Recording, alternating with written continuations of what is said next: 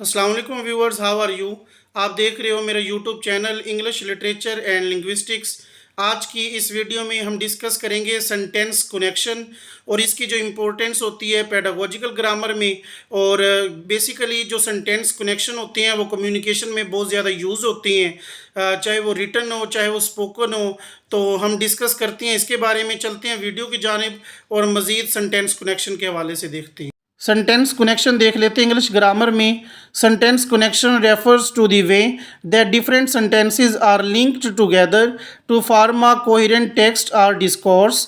There are various ways to connect sentences in English grammar, including using conjunction, transitional phrases, and other connective devices. तो sentence connection ऐसा मतलब sentences होती हैं या connection को ज़ाहिर करती हैं जिसमें जो different sentence होती हैं उनको आपस में linked कर दिया जाता है, मतलब जोड़ दिया जाता है किसी भी text के साथ या discourse के साथ।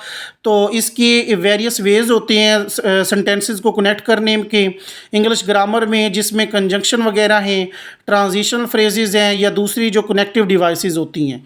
इन pedagogical grammar the study of sentence connection is an important aspect of language teaching and learning. तो पेडागोजिकल ग्रामर में सेंटेंस कनेक्शन की जो स्टडी है ये एक इम्पोर्टेंट एस्पेक्ट है लैंग्वेज टीचिंग का और लर्निंग का। Teacher may focus on teaching students different types of conjunction and transitional word as well as strategies for using them effectively in writing and speaking.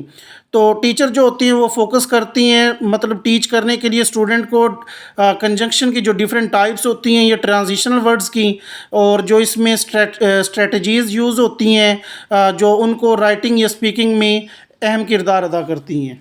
Next हमारे पास है some common types of conjunction used for sentence connection in English grammar includes coordinating conjunction such as and, but, and, और।